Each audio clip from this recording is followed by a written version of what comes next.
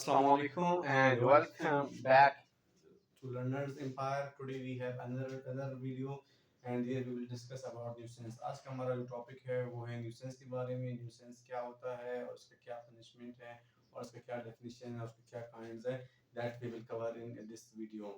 Generally nuisance क्या होता है? nuisance कोई भी एक ऐसा अमल जिसकी वजह से कोई दूसरा शख्स का mental peace disturb हो जाए, यानी कि जो उसका कंफर्ट है, उसका सुकून है, वो ख़राब हो जाए. इसको हम लोग ला के ज़ुबान में न्यूसेंस कहते हैं. जैसा कि सपोज हो कि एक शख्स घर में पढ़ रहा हो या रिलैक्स कर रहा हो, लेकिन दूसरा शख्स, दूसरी जो उसका नेबर है या हमसाया है, वो अपने घर में इतना लाउड म्यूजिक चलाए जिसकी वजह से ये शख्स डिस्टर्ब हो जाए, तो इसे हम लोग कहते हैं न्यूसेंस. और इसका जो दूसरा मिसाल है वो ये भी हो सकता है, कोई शख्स अपने गली में एक कुत्ता पाल लेता है जिसकी वजह से पूरा गली वाले डिस्टर्ब होते हैं, तो उसको हम लोग कहेंगे कि इस शख्स ने न्यूसेंस कमिट किया.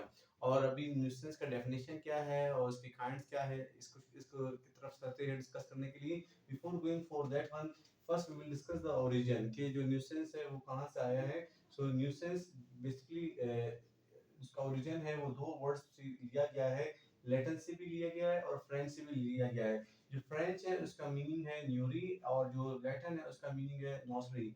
और इन दोनों को अगर से हम लोग कंबाइन करें या एक साथ डिस्कस करें, सो इसका मतलब है कि किसी भी शख्स को हर्ट करना या एनॉय करना. हर्ट मींस उसे इंजरी प्रोवाइड करना और एनॉय मींस उसे गुस्सा दिलाना या उसे डिस्टर्ब करना, तो इसको हम लोग न्यूसेंस कहते हैं. Next one we have the definition. इसका डेफिनेशन क्या डिस्कस करता है? Definition says that unlawful interference with persons use or enjoyment of land, comfort, or some right over or in connection with it. So definition generally ये discuss करता है कोई कोई भी एक ऐसा इंटरफेरेंस, एक ऐसा डिस्टरबेंस जो कि अनलॉफुल हो. अभी एक लॉफुल डिस्टरबेंस होता है, एक अनलॉफुल डिस्टरबेंस होता है. अभी इसमें फर्क है. सपोज कि एक शख्स एक बिल्डिंग बनाता है, सपोज कि ए है, वो एक एरिया में भी बिल्डिंग बनाता है, बी का एरिया में या उसी एरिया में बिल्डिंग आता है जिसकी वजह से जो बी है उसे इंजरी होता है या ऐसे वो डिस्टर्ब होता है. इससे जो बी होता है वो डिस्टर्ब होता है, तो इस डिस्टरबेंस की वजह से बी इसके खिलाफ केस फाइल कर सकते हैं न्यूसेंस का. ये था अनलॉफुल. लॉफुल किस तरह होगा? लॉफुल इस तरह होगा, सपोज कि उसने एनओसी लिया है, जो ये है उसने एनओसी लिया है और एनओसी की बिना पे जो बी का एरिया है या जो इसका बिल्डिंग ए का बिल्डिंग है जो कि बी के एरिया में फॉल करता है, वहां पे अपने लीज स्ट्रक्चर बना रहा है, तो इस सूरत में फिर बी इसके खिलाफ केस फाइल नहीं कर सकता है. क्यों? क्योंकि ये अनलॉफुल नहीं है, ये लॉफुल डिस्टरबेंस है. तो जहां पे लॉफुल डिस्टरबेंस हो वहां पे न्यूसेंस नहीं होता है, जहां पे अनलॉफुल डिस्टरबेंस हो वहां पे न्यूसेंस होता है. अभी सपोज कि हमारे यहाँ पे जो आजान है, तो आजान क्या है? अभी कुछ लोग कहते हैं, even non Muslims, they comment or they say that azan is a nuisance. azan हमें डिस्टर्ब करता है, स्पेशली फजर अजान. जो नॉन मुस्लिम है वो ये कहते हैं कि अजान की वजह से हम लोग डिस्टर्ब होते हैं. तो क्या ये न्यूसेंस में शुमार होता है? क्या ये न्यूसेंस है? No, it is not a nuisance. Why? Because it is lawful. तो कोई भी एक्ट जो कि लॉफुल हो, लॉफुल तरीके से किया जाए, तो वो न्यूसेंस नहीं होता है. लेकिन कोई भी एक्ट जो कि अनलॉफुल हो, जिसका इजाजत नहीं दिया गया है कानून में, या जो कस्टम्स है, रवाज है, ट्रेडिशन है, उसमें उसका इजाजत नहीं है, तो उसको हम लोग न्यूसेंस कहते हैं. जो लॉफुल होगा वो न्यूसेंस नहीं होगा. और न्यूसेंस हमेशा related to mental peace and enjoyment. Nuisance का ताल्लुक किसी प्रॉपर्टी के साथ नहीं है. न्यूसेंस का ताल्लुक हमेशा आपका जो मेंटल पीस है वही डिस्टर्ब हो रहा है, आपका सुकून डिस्टर्ब हो रहा है, तब हम कह सकते हैं कि इसने न्यूसेंस किया है. इसका कोई जात से, आपका बॉडी इंजरी से ताल्लुक नहीं है. इसका ताल्लुक किस चीज से है? मेंटल इंजरी से, मेंटल पीस से है. जब कभी भी वो डिस्टर्ब हो जाए, so we can say that okay, he or she has committed nuisance. Now next one, we have the kinds of nuisance. Or before going for the kinds in Pakistan Penal Code, the relevant sections are 268 to 294 P B. सो जो relevant sections हैं Pakistan penal code में वो कौन कौन से हैं? 268 से लेकर 294 बी तक ये सारे रेलिवेंट सेक्शंस हैं न्यूसेंस से related. Then next one we have kinds. अभी न्यूसेंस के दो काइंड्स है, एक होता है पब्लिक न्यूसेंस, दूसरा है private nuisance. So what is public nuisance? Public nuisance एक ऐसा न्यूसेंस है, एक ऐसा डिस्टरबेंस है, एक ऐसा खलल है जिसमें सारी जनरल पब्लिक इन्वॉल्व है. इसमें कौन है? सारे जनरल पब्लिक इन्वॉल्व है। सपोज कि एक शख्स एक चौक पे, एक रोड के एरिया पे ट्रैफिक का आरन जाता है, जिसकी वजह से जो आसपास के जितनी भी लोग हैं, गाड़ियां हैं, वो डिस्टर्ब होते हैं, तो इसको हम लोग कहते हैं इसने पब्लिक न्यूसेंस कमिट किया। एक दूसरा शख्स है जो कि ढोल उठा के रात का 1-2 बजे गली में, मोहल्ले में ढोल बजाता है, जिसकी वजह से जो घर वाले हैं या गली वाले हैं जो सो रहे होते हैं, वो सारे डिस्टर्ब होते हैं, उनका नींद खराब हो जाता है। तो इसको हम लोग कहेंगे कि इस शख्स ने क्या किया, इस शख्स ने पब्लिक न्यूसेंस किया। पब्लिक न्यूसेंस में कोई एक शख्स डिस्टर्ब नहीं होता है, बल्कि क्या होगा, पूरा कम्युनिटी आपका डिस्टर्ब होगा, पूरा पूरा टाउन आपका डिस्टर्ब होगा। तो इसको हम लोग कहेंगे कि इसने पब्लिक न्यूसेंस किया। और इसका अपोजिट क्या है, प्राइवेट न्यूसेंस। प्राइवेट न्यूसेंस में क्या है, प्राइवेट न्यूसेंस एक ऐसा न्यूसेंस है, एक ऐसा डिस्टर्बेंस है जहां पे सिर्फ एक ही शख्स डिस्टर्ब होता है, पूरा कम्युनिटी डिस्टर्ब नहीं होता है। सपोज कि एक ए है, ए ने आवाज लगा दिया और जिसकी वजह से बी डिस्टर्ब हो गया, तो इसमें सिर्फ बी ही डिस्टर्ब हो गया, बाकी कोई दूसरा शख्स डिस्टर्ब नहीं हुआ। तो ऐसा डिस्टर्बेंस जहां पे सिर्फ एक ही शख्स डिस्टर्ब हो, पूरा कम्युनिटी डिस्टर्ब ना हो, तो इसको हम लोग कहेंगे private nuisance. So private nuisance के लिए सिर्फ एक शख्स का होना काफी है, लेकिन पब्लिक न्यूसेंस के लिए पूरा कम्युनिटी, पूरा टाउन का होना लाजमी है। तो इन दोनों में ये डिफरेंस है। पब्लिक न्यूसेंस पूरा आपका जनरल पब्लिक इसमें इन्वॉल्व है और पूरा जनरल पब्लिक से डिस्टर्ब होता है, लेकिन जो प्राइवेट न्यूसेंस है, प्राइवेट न्यूसेंस में सिर्फ एक ही शख्स डिस्टर्ब होता है, ना कि पूरा कम्युनिटी डिस्टर्ब होता है उसमें। Then next one we have कि हाउ टू स्टॉप न्यूसेंस। अगर से किसी शख्स ने न्यूसेंस कमिट की, तो इसको आप कैसे स्टॉप कर सकते हो। आपका जो लॉ है, लॉ क्या प्रोवाइड करता है। सपोज एक शख्स है, एक शख्स है या आपका हमसाया है नेक्स्ट टू यू, वो बहुत तेजी से गाना सुनता है, जिसकी वजह से आप डिस्टर्ब हो रहे हो, तो आप क्या कर सकते हो उसे स्टॉप करने के लिए। That is present here. First one that is abatement. Abatement means आप उसे नोटिफिकेशन देंगे।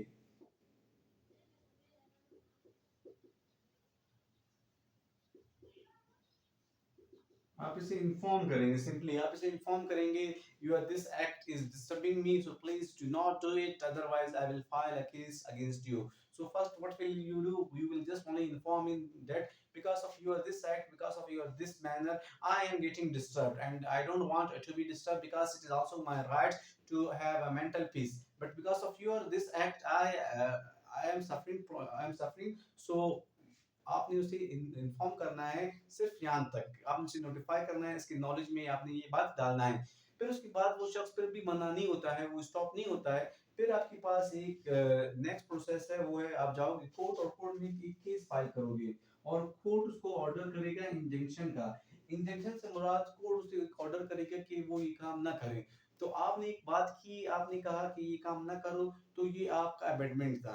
लेकिन जब कोर्ट ने कहा कि आप ये काम ना करें, तो ये इंजंक्शन होगा। लेकिन वो शख्स अगर कोर्ट का वो कहता है कि नहीं, I will not follow court and I am supreme and I have my own rules. तो इस सूरत में वो क्या, अगर ऐसा करता है और वो कोर्ट की बात को फॉलो नहीं करता है, तो फिर कोर्ट के पास नेक्स्ट स्टेज मौजूद है, वो है डैमेजेस का। कोर्ट क्या कर सकता है, कोर्ट उस शख्स को डैमेजेस, या जिसे हम सिंपल कहें फाइन भी इम्पोज करवा सकता है उस शख्स पर। और इसका पनिशमेंट क्या होगा, यहाँ पे हमने डिस्कस किया है सेक्शन 290 में या 291 में।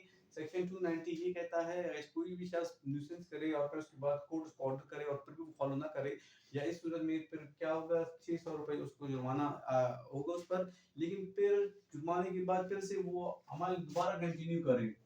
291 क्या कहता है, कंटिन्यूअस के बारे में, कि वो शख्स फिर से वो अमल अपना कंटिन्यू करे और फिर दोबारा न्यूसेंस कमिट करे, तो इस सूरत में अदालत फाइन भी करेगा और सिंपल इम्प्रिजमेंट भी 6 मंथ्स के लिए, 6 महीनों के लिए दे सकता है। इनमें से या सिर्फ फाइन भी दे सकता है या इम्प्रिजमेंट भी दे सकता है, ये अदालत का डिस्क्रिशनरी जवाबदेही पावर है। Now next one very important, कि जब आप, हमने यहाँ पे जनरल डिस्कस किया प्राइवेट कि how can you stop it, लेकिन अगर से ये जो जनरल वाला है कि प्राइवेट न्यूसेंस के केस में फॉल करता है, लेकिन अगर पब्लिक न्यूसेंस हो, तो पब्लिक न्यूसेंस में आप किसी शख्स को जो पब्लिकली किसी को डिस्टर्ब कर रहा है या अनॉय कर रहा है, तो इसके लिए आप कैसे स्टॉप करेंगे। तो इसमें हमारे यहाँ पे सीपीसी का एक सेक्शन है, सीपीसी का एक सेक्शन है जिसे हम कहते हैं सेक्शन 91। 91 क्या करता है, powers of advocate general.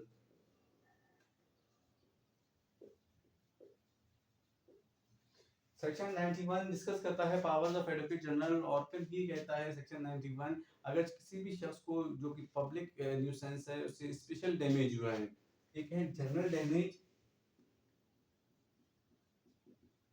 Special damage, कोई भी शख्स जिसे स्पेशल डैमेज हुआ है तो स्पेशल डैमेज की सूरत में वो खुद केस फाइल कर सकता है उस शख्स के खिलाफ जिसने न्यूसेंस किया है। लेकिन जो जनरल डैमेज है, जनरल डैमेज की सूरत में जो कि एडवोकेट जनरल है वही केस फाइल कर सकता है उस शख्स के खिलाफ। सपोज कि एक टाउन है, एक कम्युनिटी है जहाँ पे एक शख्स बहुत तेजी से म्यूजिक सुन रहा है, अभी उसमें जनरली सब डिस्टर्ब हो रहे हैं, लेकिन एक ऐसा शख्स है जो कि पहले से साइकोलॉजिकल इफेक्ट्स उसके माइंड में है, या वो पहले से उसका जो माइंड है वो फुली वर्क नहीं कर रहा है, और उससे पहले से जो साउंड है उसे एलर्जी है, या वो साउंड जो म्यूजिक है या जो साउंड है लाउड म्यूजिक से उसका तबीयत या ख़राब हो जाता है, या उसका जो माइंड है उसमें उसमें चेंजेस आ जाते हैं। तो उस सूरत में अगरचे इसने जो न्यूसेंस कमिट कर रहा है, रॉन्ग कमिट कर रहा है, इसने न्यूसेंस किया जिसमें सारे जो टाउन के लोग थे वो सारे डिस्टर्ब हो गए, लेकिन वो शख्स जो कि पहले से मेंटली तौर पे अनस्टेबल था, उसको बहुत ज़्यादा इंजरी हुआ और उसका जो ब्रेन पैरालाइज हो गया या उसे और कोई बीमारी हो गया, तो इस सूरत में फिर वो शख्स खुद ही स्पेशल डैमेज की सूरत में वो केस फाइल करेगा अदालत में। लेकिन जो जनरल डैमेजेस की सूरत में फिर क्या होंगे, फिर एडवोकेट जनरल केस फाइल करेगा। अभी यहाँ पे जो पब्लिक न्यूसेंस में अगर से सबको एक ही जैसा नुकसान पहुंच रहा है, तो फिर एडवोकेट जनरल केस फाइल करेगा पब्लिक न्यूसेंस की सूरत में। लेकिन किसी को स्पेशल डैमेज हुआ है तो फिर वो खुद ही केस फाइल करेगा पब्लिक न्यूसेंस की सूरत में। So thank you very much, Allah Hafiz, have a good day. If you have any question you can ask me, best of luck.